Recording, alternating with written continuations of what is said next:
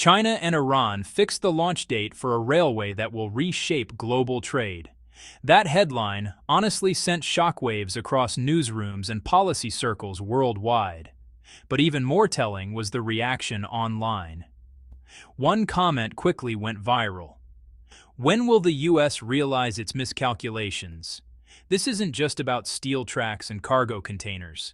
It's about power, it's about oil, and it's about how two nations, long treated as outsiders by the West, are quietly redrawing the map of global trade. The new China-Iran railway isn't just a local infrastructure project. It's a statement, bold, strategic, and potentially game-changing. Think of it like a back door being built right under the nose of the global gatekeeper. For decades, the US has used its dominance over sea routes and global finance to control who trades with whom. But now, China and Iran are laying down an alternative path, one that skips the oceans altogether and rewrites the rules of the game. This isn't just about cargo moving from point A to point B. It's about Iran regaining relevance. It's about China locking in its energy supply without relying on US patrolled waters. And most importantly, it's about the rise of the Belt and Road Initiative, China's long-term plan to stitch the world together with roads, rails, and pipelines that all lead back to Beijing. So what exactly is this railway? Why is it such a big deal? And why are countries like the US and India so nervous about it? Let's dive into how this all began. The China-Iran railway may feel like a sudden move, but it's actually been years in the making. Nearly 7 years of back-and-forth talks, obstacles, and stalled progress finally led to this moment. So what took so long? First, let's remember the bigger picture. For years, Iran has faced heavy US sanctions that limited its ability to do business globally. At the same time, China has been slowly building its Belt and Road Initiative, a massive plan to connect Asia, Europe, and Africa through trade routes. But connecting directly to Iran was complicated. Iran needed a long-term partner, and China needed to tread carefully to avoid US backlash. That all changed with a 25-year strategic agreement between China and Iran signed in 2021. This deal opened the door for massive cooperation, not just in trade, but in energy, technology, and infrastructure. The railway was one of the first big promises. Now, about the railway itself. It's no small project. It stretches 1,350 kilometers, connecting Iran's central and eastern regions all the way to key borders. This line will move goods and people across vast desert landscapes, through mountain passes, and into the heart of Iran's economic zones. But its real power lies in what it connects: Iran to China's land routes, and further onward to Europe. Why is that important? Because it allows China and Iran to bypass US-controlled sea lanes, especially around the Strait of Malacca, one of the world's busiest and most vulnerable choke points. If conflict ever erupts or sanctions tighten, this land route stays open. China has been increasingly wary of depending on maritime routes. Ships can be stopped, ports can be blocked, but trains crossing friendly countries, that's a much safer bet. This railway isn't just a piece of infrastructure. It's a shield against future pressure. And now that it's finally moving forward, the world is watching. As China and Iran move forward with their game-changing railway, some countries are watching nervously, and others are feeling burned. One of those countries is India. Back in 2016, India made a bold move. It signed an agreement with Iran to help develop the Chabahar port, and even offered to build a railway connecting it to Afghanistan. It was supposed to be India's answer to China's influence, a way to secure its own trade routes through Iran and Central Asia.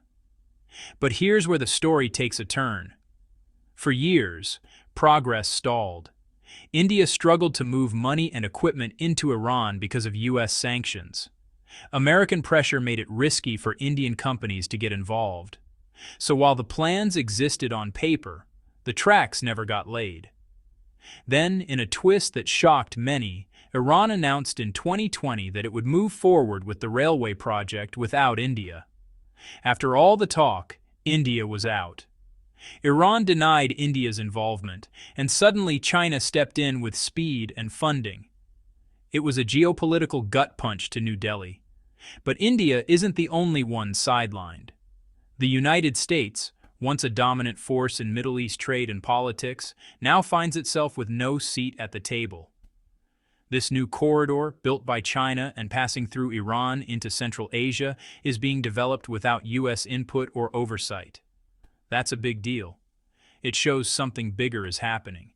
A new trade bloc is forming, one that doesn't rely on the West, not for development, not for funding, and not for strategy. These countries are building their own networks, their own routes, and their own systems. And they're doing it on land, where U.S. naval power doesn't apply. This shift isn't just economic, it's strategic. It's about who controls the future of global trade, energy, and influence.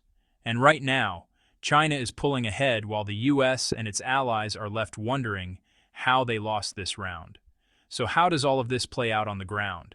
To understand why this railway matters, we need to zoom in on the key location that makes it all possible: Chabahar Port. Located on Iran's southeastern coast, Chabahar is Iran's only oceanic port, sitting directly on the Gulf of Oman. That means it has direct access to the Indian Ocean without passing through narrow, heavily monitored choke points like the Strait of Hormuz. But here's the genius of the plan. This port isn't just for Iran. It's becoming the gateway to Central Asia for goods, oil, and influence. Right now, countries like Turkmenistan, Uzbekistan, and even Kazakhstan are largely landlocked. To reach global markets, they often rely on old Soviet-era routes or transit through Russian territory, options that are expensive and restrictive. With this railway connecting Central Asia to Chabahar, everything changes. Trains can now move freight from deep inside Central Asia, through Iran, and straight to the Indian Ocean. From there, ships can carry it anywhere: Africa, Europe, Southeast Asia, even South America. Let's break this down with some figures. The freight capacity of the Chabahar Railway is projected to be over 8 to 12 million tons per year. And the port itself is being upgraded to handle more than 33 million tons of cargo annually. That's not a small operation. That's major international traffic. And perhaps even more strategic is who it bypasses. For years, Pakistan's Gwadar port, funded by China, was seen as the region's big logistics hope. Afghanistan was also expected to be a key transit zone. But now, this new corridor sidesteps both. That's a huge shift in power, especially for India, which invested in Chabahar partly to compete with China's presence in Gwadar. But now China is inside Chabahar too, thanks to its deeper partnership with Iran. This also diminishes Russia's role. As Central Asian nations start using the China-Iran corridor, they become less dependent on Russian rail lines or pipelines. That gives them more freedom, and gives China even more leverage as the connector tying everyone together. So Chabahar isn't just a port, it's a symbol of a new trade order built around land routes and backed by Chinese infrastructure power. But it doesn't end there. Let's pull back and look at the bigger picture, how this fits into a massive Eurasian shift, one where oil, railways, and currency flows are all being rewired. If you thought this China-Iran railway was just a one-off deal, think again. It's part of a much larger pattern, a transformation reshaping the entire Eurasian landmass. And at the center of it all, rail, oil, and control. Let's start with some eye-popping numbers. In 2020 alone, more than 12,000 freight trains traveled between China and Europe. These weren't test runs. They carried everything from electronics to auto parts, faster than ships and cheaper than planes. Now imagine adding Iran, Central Asia, and the Middle East into this network. The China-Iran Railway plugs directly into this new Silk Road, connecting with major routes through Kazakhstan, Pakistan, and even parts of Afghanistan. This means Chinese goods can move west and Middle Eastern oil can move east, all by land. And China isn't doing this alone. Countries like South Korea and Japan are watching closely. Their goods, especially electronics and industrial machinery, are increasingly moving via these railways instead of relying only on sea routes. Why is that such a big deal? Because it changes the rules of global trade. Land transport is faster than ocean freight, especially for time-sensitive goods. It's less vulnerable to piracy or naval blockades. And it helps countries avoid US-controlled choke points like the Strait of Malacca or the Suez Canal. Now let's talk about oil, the lifeblood of global power. Iran holds the world's fourth largest proven oil reserves. With these new rail links, China doesn't have to worry as much about the US Navy controlling key sea routes. Oil can move by land directly into Western China and then be distributed via pipelines. This helps China secure its energy supply, lower transport costs, and, most importantly, build dominance over infrastructure and logistics across the region. But there's another hidden move here: currency. By settling oil and trade deals in Yuan rather than US dollars, China is slowly pushing its currency into the Middle East. That's a direct challenge to the petrodollar system, something the US has relied on for decades to maintain global influence. So this railway isn't just about steel tracks in the desert. It's about reshaping how the world moves money, oil, and power, creating a Eurasia that no longer looks westward for opportunity.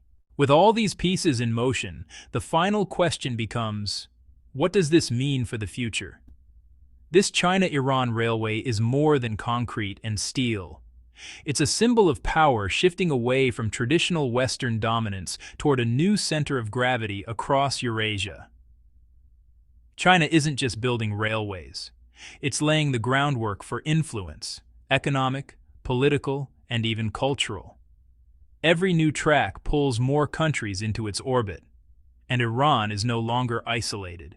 With China's backing, it's repositioning itself as a major trade and energy hub between Asia and Europe, bypassing sanctions, defying pressure, and rewriting regional rules. Together, these moves could create a Middle East Eurasia economic zone, a web of trade routes, oil deals, and infrastructure with Beijing at the center.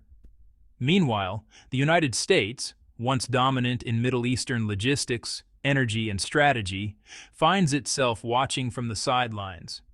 No seat at the table, no role in the corridors.